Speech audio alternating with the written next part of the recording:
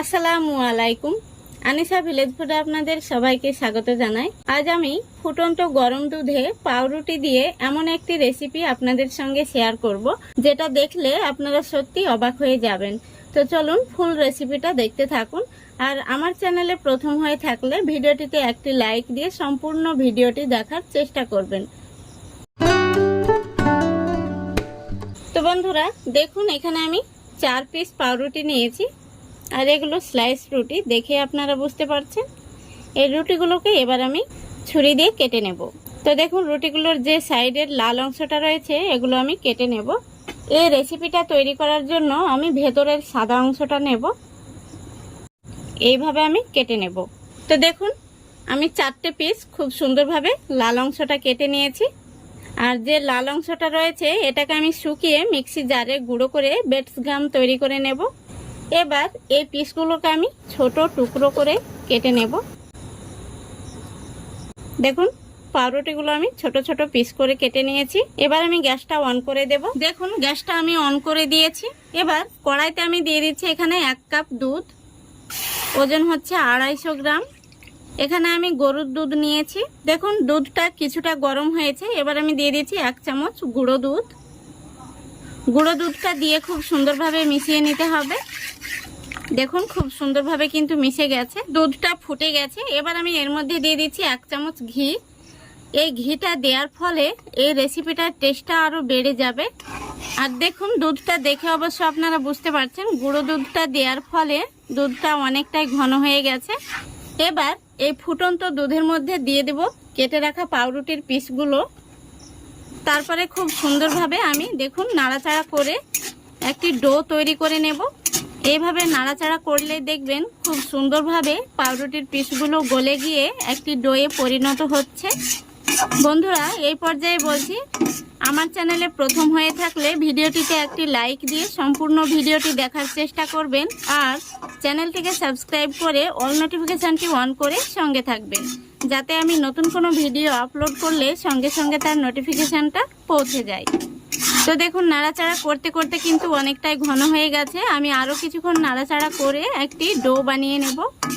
দেখুন, আমি আরও কিছুক্ষণ নাড়াচাড়া করে ডোটাকে রেডি করে নিয়েছি। এবার আমি ডোটাকে একটি থালাতে তুলে নেব। দেখুন, ডোটাকে আমি তুলে নিয়ে কিছুটা ঠান্ডা করে নিয়েছি।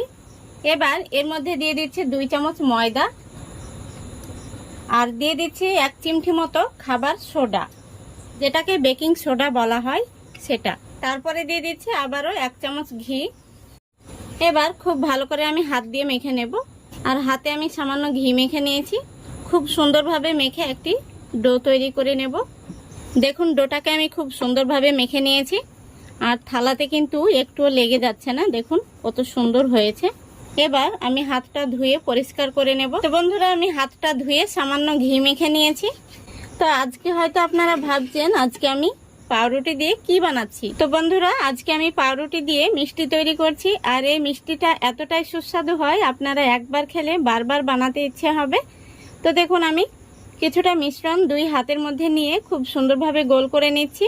আর লক্ষ্য রাখতে হবে মিষ্টিগুলোর গায়ে যেন কোনো রকম ফাটল না থাকে।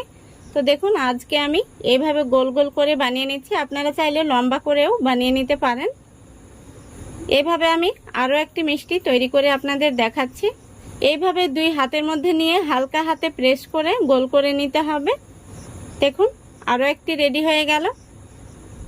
একইভাবে আমি সবগুলো তৈরি করে নেব, তারপরে আপনাদের দেখাচ্ছি।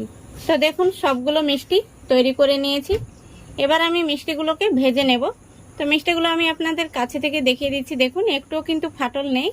তো মিষ্টিগুলো যখন আপনারা তৈরি করবেন তখন লক্ষ্য রাখবেন মিষ্টির গায়ে যেন কোনো রকম ফাটল না থাকে। দেখুন, মিষ্টিগুলো ভাজার জন্য আমি তেলটা আগে থেকে গরম করে নিয়েছি। এবার একে একে তেলের মধ্যে মিষ্টিগুলো দিয়ে দেব। গ্যাসের ফ্লেমটা আমি মিডিয়াম টু লো এর মাঝামাঝিতে রেখেছি। গ্যাসের ফ্লেমটা কখনোই বাড়িয়ে দেবেন না, নইলে মিষ্টিগুলো উপর থেকে তাড়াতাড়ি কালার চলে আসবে আর ভেতরটা কাঁচা থেকে যাবে। সবগুলো মিষ্টি দিয়ে দিয়েছি। প্রথমত হাতা বা খুন্তি দিয়ে নাড়তে যাবেন না, কড়াইয়ের এই হাতনটা ধরে একটু ঝাঁকিয়ে দিলেই হবে। এইভাবে দেখুন, একটু হাতনটা ধরে ঝাঁকিয়ে দেবেন। আবারও আমি হাতনটা ধরে ঝাঁকিয়ে দিচ্ছি। দেখুন, এবার মিষ্টিগুলোকে আমি উল্টে পাল্টে খুব সুন্দর করে ভেজে নেব। একটি চামচ দিয়ে দেখুন আমি উল্টে পাল্টে দিচ্ছি। দেখুন মিষ্টিগুলোকে আমি খুব সুন্দরভাবে নাড়াচাড়া করে ভেজে নিয়েছি আর খুব সুন্দর একটি কালার চলে এসেছে। দেখুন এর চাইতে আমি আর ভাজবো না। এবার আমি মিষ্টিগুলোকে তেল থেকে তুলে নেব। দেখুন কত সুন্দর হয়েছে, মিষ্টিগুলো কিন্তু একটাও ফেটে যায়নি অথবা ভেঙে যায়নি।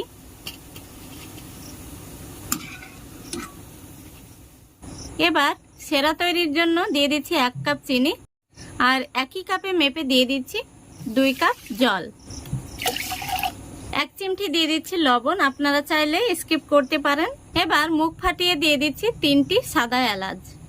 শিরাটায় 1 তার কিংবা 2 তারের কোনো প্রয়োজন নেই। চিনিটাকে গলিয়ে নিতে হবে আর খুব সুন্দরভাবে একটু ফুটিয়ে নিতে হবে। দেখুন শিরাটাকে খুব ভালো করে আমি ফুটিয়ে নিয়েছি। শিরাটা কিন্তু রেডি হয়ে গেছে। এবার এই শিরার মধ্যে আমি ভেজে রাখা মিষ্টিগুলো দিয়ে দেব। এভাবে আমি একটু নাড়াচাড়া করে 1 মিনিট ফুটিয়ে নেব। দেখুন 1 মিনিট মতো ফুটিয়ে নিয়েছি। এবার গ্যাসটাকে আমি অফ করে দিচ্ছি। এবার মিষ্টিগুলোকে আমি ঢাকা দিয়ে রেখে দেব 30 মিনিট। 30 মিনিট পর ফিরে এসে দেখাবো মিষ্টিগুলো কেমন হয়েছে।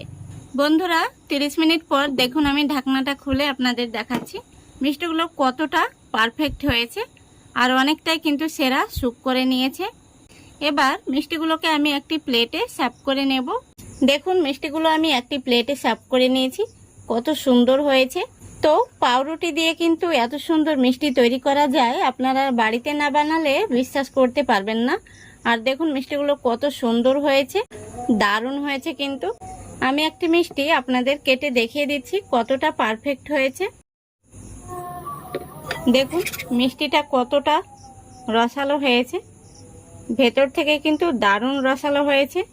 আমি আপনাদের কাছে থেকে দেখিয়ে দিচ্ছি দেখুন, আর কতটা নরম তুলতুলে হয়েছে। তো আশা করছি আজকের এই রেসিপিটা আপনাদের ভালো লেগেছে। আর ভালো লাগলে অবশ্যই লাইক কমেন্ট শেয়ার করে দেবেন এবং চ্যানেলটিকে সাবস্ক্রাইব করে অল নোটিফিকেশানটি অন করে সঙ্গে থাকবেন। আজকের মতো এখানেই বিদায় নিচ্ছি। সবাই ভালো থাকবেন, সুস্থ থাকবেন। খোদা হাফেজ।